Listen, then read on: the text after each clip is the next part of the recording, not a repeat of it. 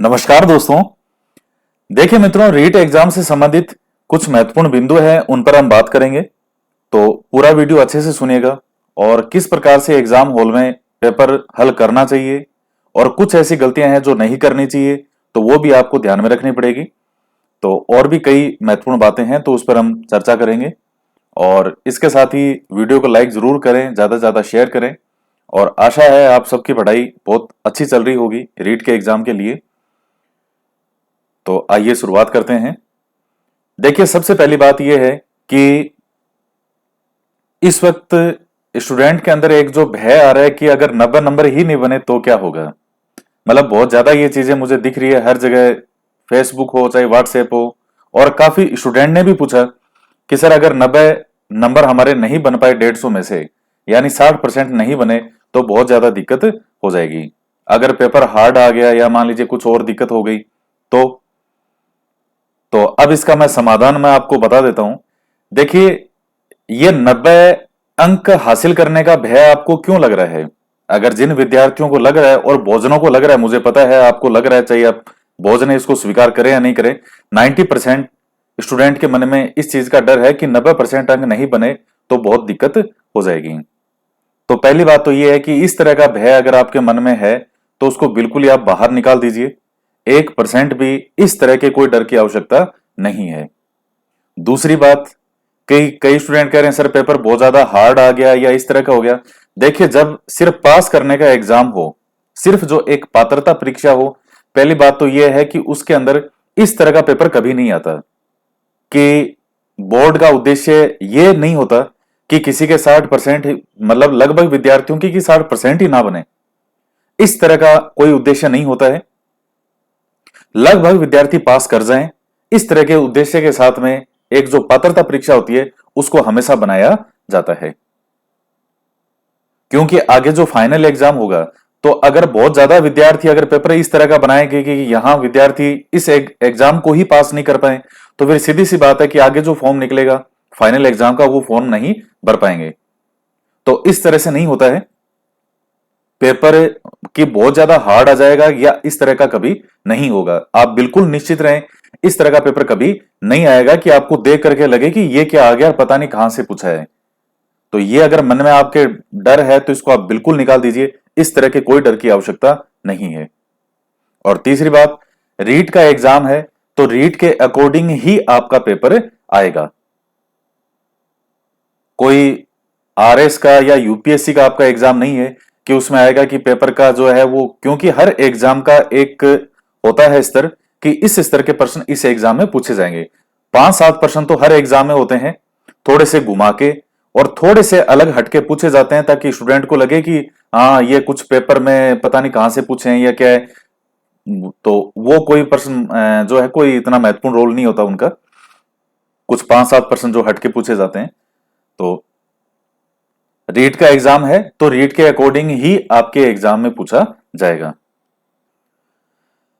तो आपको कोई इसमें डरने की 1% भी आवश्यकता नहीं है। जो चीजें मैंने आपको बताई है वो, खैर आप 100 अंक कैसे प्राप्त करें इसमें मैं यहां बात करूंगा आगे। तो पहला पॉइंट ये मैंने आपको बता दिया। आपको 1% भी कोई इस तरह के भय रखने की आवश्यकता नहीं है किसी भी तरह से। आप आराम से 90 नहीं, और 90 अंक हासिल करने का तो उद्देश्य होना ही नहीं चाहिए, कम से कम 100 अंक का उद्देश्य होना चाहिए। 100 अंक का कम से कम उद्देश्य होगा तो फिर 90 तक नंबर आएंगे। तो इस चीज को ध्यान रखिए, ये बात मैंने पहले भी कई बार बोली है। एक काफी विद्यार्थियों को ये लग रहा है कि पिछले एग्जाम की तुलना में इस बार तैयारी हमारी कम है। पिछला जो एग्जाम हुआ था लास्ट ईयर में, जो सितंबर माह में, और जो बाद में जो है वो एग्जाम रद्द कर दिया गया था, तो काफी स्टूडेंट को ये लग रहा है, बहुत जनों को लग रहा है, शायद 90% को ही लग रहा होगा कि पिछली बार हमारी जितनी अच्छी तैयारी थी उस इस बार हमारी उतनी अच्छी तैयारी रीट की नहीं है। तो ये भी जो आपके मन में है, ये कोई ऐसा महत्वपूर्ण बिंदु नहीं है जिस पे आप इतनी ज्यादा समस्या हो। और आपको क्यों लग रहा है मैं रीजन बता देता हूं। पिछली बार रीट का जो एग्जाम था वो एक फाइनल एग्जाम था, उसके बाद कोई एग्जाम नहीं होना था। पहली बात तो यह है कि उस वक्त स्टूडेंट ने बहुत ज्यादा गंभीरता से तैयारी की। उसका रीजन है कि वो फाइनल पेपर था वो, जबकि इस बार है वो केवल एक पात्रता परीक्षा है। तो पात्रता के नाम से ही थोड़ा स्टूडेंट ऐसे हो जाता है कि ये तो सिर्फ पास ही करना है। एक थोड़ा सा रीजन वो होता है। दूसरी बात, उस समय सिर्फ रीट का ही एग्जाम था और कोई वैकेंसी नहीं आई हुई थी, ना तो फर्स्ट ग्रेड थी और ना सेकंड ग्रेड थी। अब इस बार फर्स्ट ग्रेड की एग्जाम भी निकली हुई है, सेकंड ग्रेड की एग्जाम भी निकली हुई है, और भी भर्तियां हैं काफी निकली हुई है। तो इन सब के साथ में एक रीट का एग्जाम है जो कि सिर्फ पास करना है, क्वालिफाई करना है। तो ये थोड़ा इस कारण से आपको लग सकता है कि पिछली बार की तुलना में हमारी तैयारी कम है, जबकि हकीकत में ऐसा नहीं है। अगर आपने 2 बार भी रिवीजन कर लिया जो आपने पहले पढ़ा हुआ था पिछले साल एग्जाम में, 2-3 बार भी अगर आपने रिवीजन कर लिया तो आपकी तैयारी और ज्यादा अच्छी ही है। अगर आप फर्स्ट ग्रेड या सेकंड ग्रेड की भी तैयारी कर रहे थे तो आपकी तैयारी पहले से और ज्यादा अच्छी ही है, ये आप मान के चलिए, क्योंकि रीड से तो लेवल ऊपर ही होता है सेकंड ग्रेड और फर्स्ट ग्रेड का। तो इस तरह की भी जो चिंता है वो कोई करने की आवश्यकता नहीं है। तैयारी आपकी कम नहीं है, आपको लग रहा है कि कम है, कम नहीं है तैयारी, लेकिन सिर्फ आपको फील हो रहा है। उसके कई कारण मैंने आपको बताए, इस कारण से आपको लग सकता है, लेकिन ऐसा नहीं है। तैयारी आपकी बहुत अच्छी है, यह मैं आपको पूरे विश्वास से कह सकता हूं। जो चीजें अगर आपने ईमानदारी से, यहां मैंने इतनी चीजें बताई है आपको, अगर आपने फॉलो की है तो। इसके बाद में आता है कि 100 अंक कैसे प्राप्त करें। देखिए, मैं आपको बता चुका हूं कि साइकोलॉजी जो है, बाल विकास वाला जो पोर्शन है, यूट्यूब पे भी वीडियो मैंने उपलब्ध करवाया था उसका। 18 घंटे का वीडियो था वो। हालांकि वैसे वो एक वीडियो कोई 15 मिनट का, कोई 20 मिनट का था। उनको मैंने एक साथ करके वो लगभग मिलाया तो वो 18 घंटे के आसपास का एक मैराथन वीडियो बना। अगर वो वीडियो भी आपने अच्छे से देखा है, क्योंकि उसमें फैक्ट बहुत महत्वपूर्ण है। शायद ही ऐसा कोई फैक्ट हो जो उसमें नहीं हो और वो फैक्ट महत्वपूर्ण हो। तो इतने महत्वपूर्ण उसमें तथ्य हैं, कई बुक से मिलाकर के और फिर वो चीजें बनी है। तो अगर आपने 2-3 बार भी उसको देखा है या उस मैटर को लिखा था, या आपके पास भी कोई मैटर है, एक अच्छा मैटर हो, कंटेंट, तो आप आराम से 30 में से आप मान के चलिए 22-23 नंबर तो आराम से आप हासिल कर सकते हैं, कोई समस्या नहीं आएगी उसमें। 2 लैंग्वेज है, लैंग्वेज के अंदर जो शिक्षण विधियों वाले जो पोर्शन है, मैंने आपको बताया था कि शिक्षण विधियों पे थोड़ा विशेष ध्यान देना है आपको, क्योंकि शिक्षण विधियों में बटे से बटे नंबर होते हैं।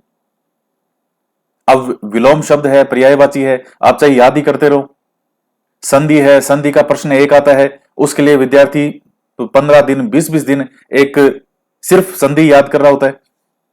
उसके बजाय आप 10 घंटे भी अगर शिक्षण विधियां ईमानदारी से पढ़ लो तो आप 15 में से 12 नंबर शिक्षण विधियों में ला सकते हो।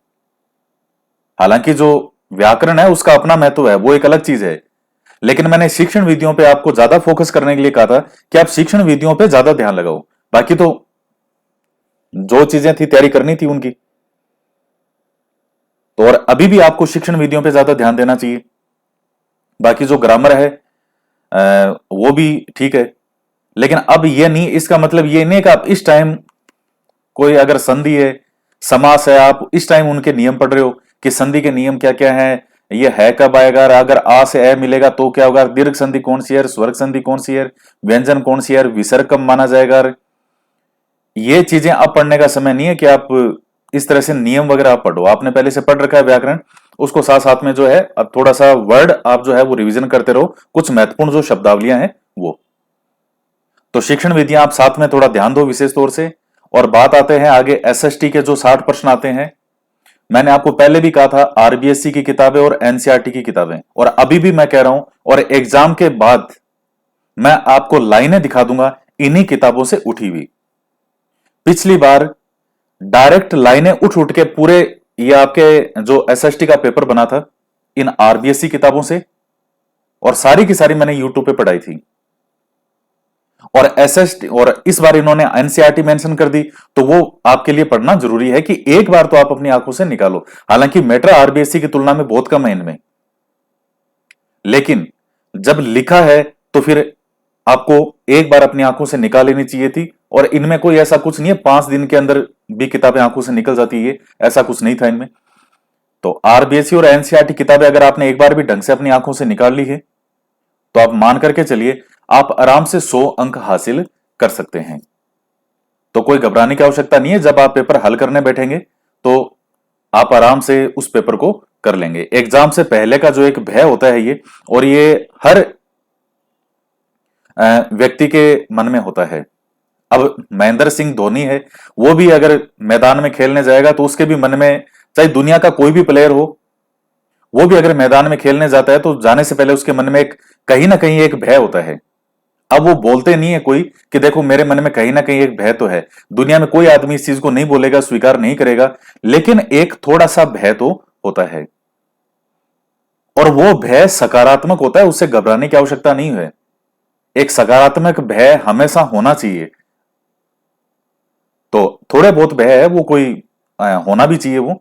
तो आपके कोई डरने की आवश्यकता नहीं, 100 अंक आप आराम से हासिल कर सकते हैं।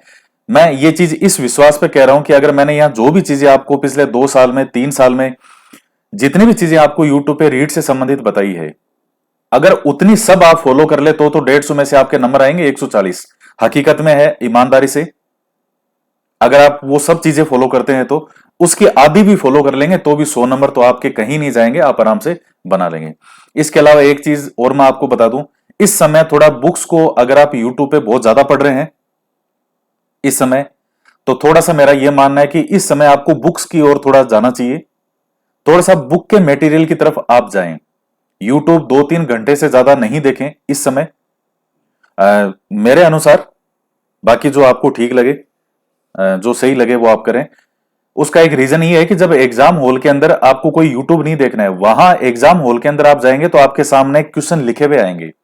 और अगर इस समय आप सिर्फ यूट्यूब देख रहे हैं और एग्जाम में बिल्कुल वो आपके सामने क्वेश्चन लिखे हुए होंगे, किस पे, पेज ही पेज होंगे, थोड़ा सा एक बार दिमाग उसके अनुकूल डाइवर्ट होने में समय लगाता है। तो इसलिए मेरा मानना है कि अब आप एक बार बुक्स को, आपका मटेरियल, नोट्स, किताबें जो भी आपका है उसको आप पढ़ें। और नई किताबें बिल्कुल नहीं पढ़ें। ये मैंने आपको पहले भी थोड़े दिन पहले वीडियो बनाया था। नई चीजें जो लिखी हुई है वो चीजें अपनी आंखों से दूर रखें, वरना आपके लिए बड़ी गंभीर समस्या हो सकती है। जो ऑलरेडी आपके पास कोई भी गाइड हो जो पहले से थी, कोई मटेरियल, आपके नोट्स जो पहले से थे, जो आपने पढ़े हैं बार बार, उन्हीं को ही अब आप और पढ़ें। बस नई चीजें अगर आपके आंखों के सामने आएगी, तो मैंने आपको बताया था कि जब आप पढ़ते हैं तो उसकी भी एक इमेज बनती है। अगर आप कोई पेज, नोट्स आप बार बार याद कर रहे हैं तो आप ध्यान कीजिए, उसमें से लिखा हुआ कोई वर्ड अगर आपको दिखता है कहीं और, तो आपके दिमाग में वो पूरा पेज आपको याद आता है कि उस पेज में वहां मैंने ये लिखा था। ये होती है इमेज बनना। तो जब आप नया मटेरियल या नई किताबें पढ़ेंगे तो आपके माइंड में वो इमेज नहीं बन पाएगी, क्योंकि पहले वाले भी जाएगी और नई चीजें हैं वो भी इतनी जल्दी इमेज बन नहीं पाएगी। तो वो आपके लिए एक समस्या हो सकती है। तो ये चीज है। और दूसरी बात यह है कि इस समय कोई भी विद्यार्थी, चाहे फर्स्ट ग्रेड की तैयारी कर रहा हो चाहे सेकंड ग्रेड की कर रहा हो, अगर उसने रीट का फॉर्म भरा था तो मेरा यह मानना है कि आपको एग्जाम निश्चित रूप से देना चाहिए। इसमें कोई भी कोताही या कोई भी लापरवाही मत बरतना, चाहे आपकी तैयारी कितनी ही अच्छी हो फर्स्ट ग्रेड की और चाहे कितनी ही अच्छी हो सेकंड ग्रेड की। यह क्वालिफाइंग एग्जाम देना जरूर, इसमें कोई लापरवाही मत करना। तो क्योंकि कई विद्यार्थियों की तैयारी बहुत शानदार चल रही होती है तो उनके मन में इतना विश्वास आ जाता है कि नहीं नहीं अब तो मुझे तो देना ही नहीं है रीट। देखिए हर चीज के साथ में 1% पहलू तो यह भी है कि हो सकता है कि उस एग्जाम में ना हो कोई। ये 100% तो गारंटी कभी हो ही नहीं सकती किसी एग्जाम में कि आप इतनी तैयारी कर लो तो 100% हो जाएगा। ठीक है, वो एक होता है कि हाँ इतना कर लोगे तो 100% सिलेक्शन हो जाता है, लेकिन फिर भी 1% इधर उधर तो एक हमेशा चांस रहता है। और असफलता भी एक कड़वी सच्चाई है जीवन की, वो भी आपको स्वीकार करके चलना चाहिए।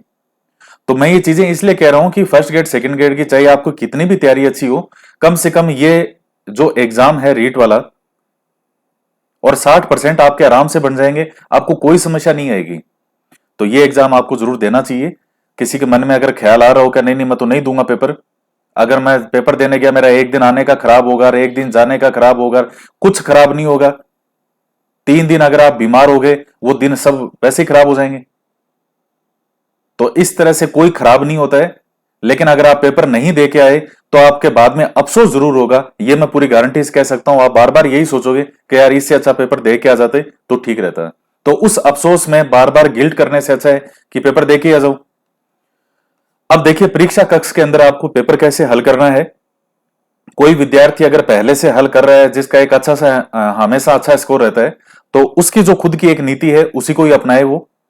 ये मैं एक नॉर्मल बता रहा हूं, कोई जरूर नहीं है कि सब पे अप्लाई हो या सब इसको अप्लाई करें।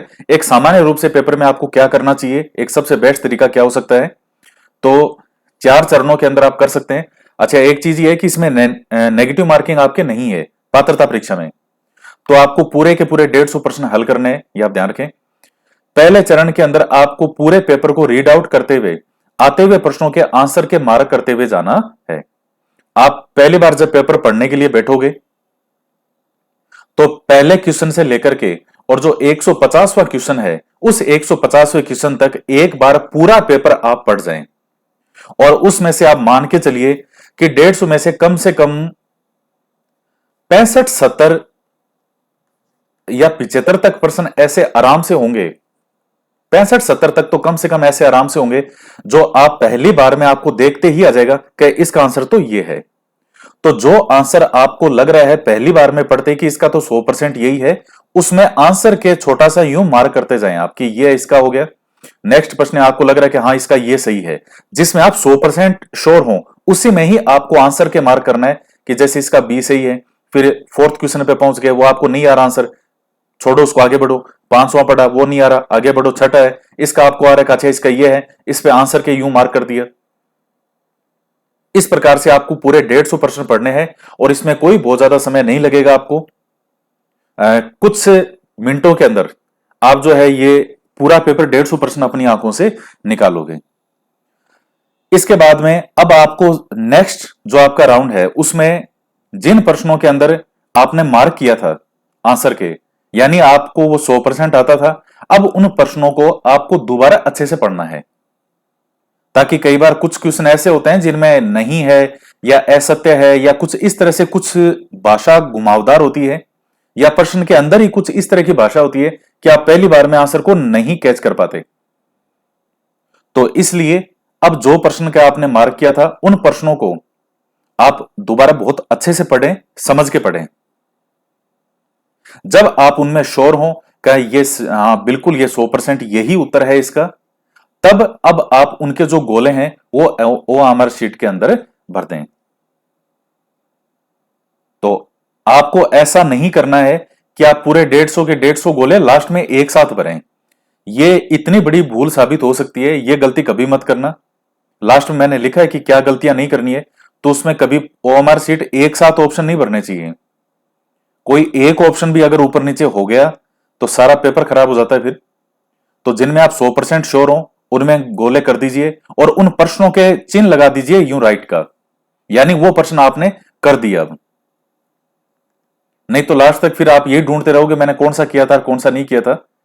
तो जिनके गोले काले कर दिए, अब उन प्रश्नों के आप साथ साथ में राइट का चिन्ह लगा दे प्रश्नों के कि हाँ ये मेरे हो गए। और प्रश्नों की गिनती आप मैं आपको बता दूं, मैं अभी भी लिख के दे रहा हूं। 150 में से पहले राउंड में जब आप प्रश्न करेंगे 150 प्रश्न एक साथ पढ़ेंगे, 65 से 70 प्रश्न लगभग एवरेज बता रहा हूं ऐसे निकलेंगे जो आपको आते होंगे। पहली बार में आपको 100 नहीं आएंगे, मैं आपको फिर बता रहा हूं पहली बार में आपको 100 नहीं आएंगे। आते हो तो बहुत अच्छी बात है, लेकिन पहली बार में 65, 70 या 75 मान लीजिए, लगभग इतने प्रश्न आपको क्लिक हो जाएंगे इजीली। किसी के 80 भी हो सकते हैं, कोई बड़ी बात नहीं है, लेकिन एक एवरेज मैं आपको बता रहा हूं इतने आप कर पाएंगे पहले बात में। अब जब दोबारा आप पेपर को दोबारा पढ़ेंगे, थोड़ा सोच विचार करेंगे, तो जो दो ऑप्शन में है कि हाँ ये है या ये है, थोड़ा सा आराम से उस क्वेश्चन को पढ़ते ही कम से कम 20-25 ऐसे प्रश्न आराम से निकलेंगे जिनमें आपको दो ऑप्शन में रहेगा कि इन दोनों में से कोई एक है, और उसमें भी दो प्रश्नों में जिनमें डाउट हो, वो क्वेश्चन पढ़ते ही आपके पहली बार आंसर माइंड में क्या क्लिक हुआ था। अधिकतर ऐसा ही होता है कि वही उस प्रश्न का उत्तर होता है। ज्यादातर यही होता है कि आपने पहली बार क्वेश्चन पढ़ते ही आपके जो आंसर क्लिक हुआ तो लगभग वही होता है। तो जो डाउट वाले दो ऑप्शन में हो तो उसको फिर आप 20-25 प्रश्न ऐसे निकलेंगे तो उनको आपको हल करना है, और जो उसमें भी पहली बार में आपके माइंड में क्लिक हो रहा है तो आप मान के चलिए कि आप आराम से 100 से 110 तक आराम से पहुंच जाएंगे, कोई समस्या ऐसी नहीं आएगी। उसके बाद में देखिए फिर आपको चाहिए 120 आते हो 125 आते हो, वो फिर आपकी हिम्मत है, आपकी तैयारी है। और बचे हुए प्रश्न जिनमें से आपको कोई नहीं आ रहा है, कुछ भी नहीं आ रहा है, तो उनके अंदर, और चूंकि आपके नेगेटिव मार्किंग नहीं है, तो फिर आपको फिर वही बात है कि जो मर्जी है वो ऑप्शन करो फिर उसमें। तो आप कोई भी ऑप्शन लगा सकते हो, सीसीसी है उन सब के अंदर, जैसे सीसी लगा दिया या बीबी लगा दिया, जिसमें आपको कुछ भी नहीं आ रहा है।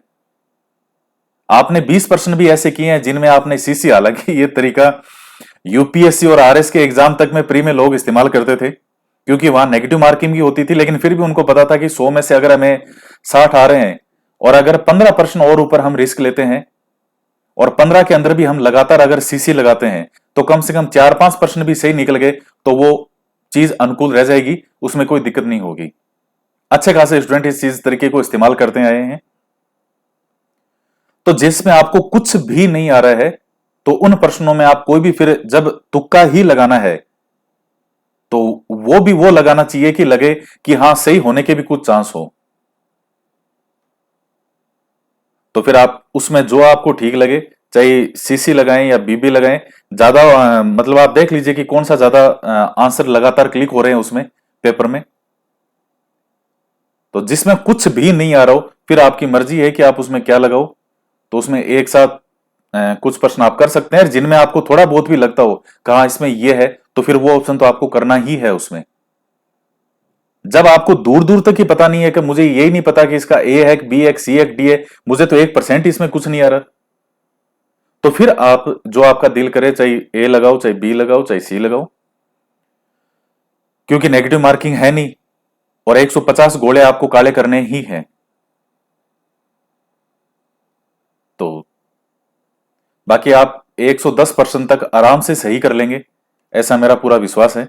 जो विद्यार्थी कंटिन्यू जुड़े हुए हैं या तैयारी कर रहे हैं ईमानदारी से, अब देखिए कुछ गलतियां नहीं करनी है, सभी गोले एक साथ आपको नहीं करने हैं, इसका थोड़ा स्पेशल ध्यान रखिएगा आप।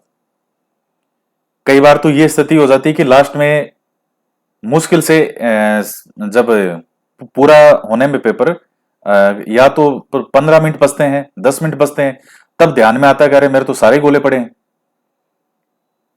तो वो ध्यान रखें, जिस तरह से मैंने आपको बताया, गोले आप साथ साथ करते जाएं। कोई प्रश्न मुश्किल लगे तो वहीं पर रुकना नहीं है। कई बार आपको कोई प्रश्न बहुत ज्यादा मुश्किल लग रहा है, तो कुछ विद्यार्थियों की ये प्रॉब्लम होती है, वो वहीं स्टॉप ही हो जाते हैं और उस एक प्रश्न पे 5 मिनट 10 मिनट तक खराब कर जाते हैं। ये नहीं करना है। अगर आपको कोई प्रश्न बहुत ज्यादा मुश्किल लग रहा है, उसको छोड़ो, आगे बढ़ो, उसको देख लो, जब बाद में और दोबारा पेपर देखो तब देख लो उसको उस टाइम, लेकिन रुक के अपना समय खराब नहीं करना है उस प्रश्न पे। प्रश्न शुरू में अगर मुश्किल लगे तो तनाव लेना है। अगर शुरू में देख लीजिए, कई बार ऐसा हो जाता है कि शुरू के 10 प्रश्न या 15 प्रश्न कई बार ऐसे आ जाते हैं जो थोड़े मुश्किल आपको लग सकते हैं, तो उसकी वजह से स्टूडेंट पूरा का पूरा जो पेपर है वो ही खराब कर देता है।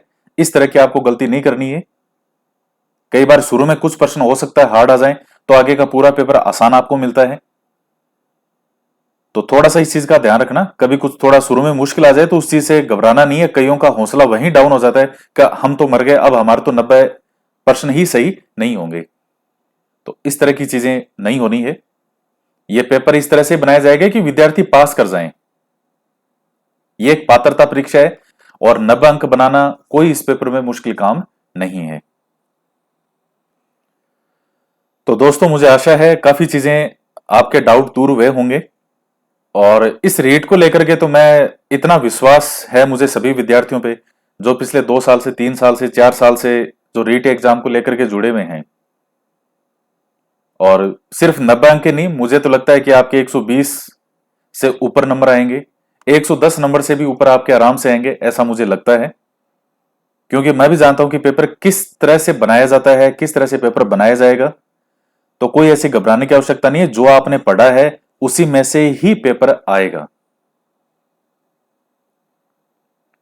और बहुत ज्यादा क्लिष्ट या इस टाइम हार्ड क्वेश्चन मत करने लग जाना। यूट्यूब पे अब क्या कहें आपको, कई कुछ इस तरह की सीरीज ऐसे यूट्यूब पे चलती है कि उनमें इतने मुश्किल क्वेश्चन इस टाइम सोल्व करवाए जाते हैं, स्टूडेंट को लगता है कि ये तो मैंने आज तक ही नहीं पढ़े। अब मौर्य काल आपके टॉपिक में, मौर्य काल के अंदर प्रश्न ऐसे ऐसे सोल्व करवाए जाते हैं जैसे कोई आरएस का या यूपीएससी का एग्जाम हो, जबकि 25 से 30 मिनट के अंदर पूरा पूरा मौर्य काल कंप्लीट हो जाता है रीड के अकॉर्डिंग। तो उस एग्जाम को ध्यान में रखते हुए कि आपको किस एग्जाम के लिए पढ़ना है, उसके अकॉर्डिंग आपकी तैयारी बहुत अच्छी है।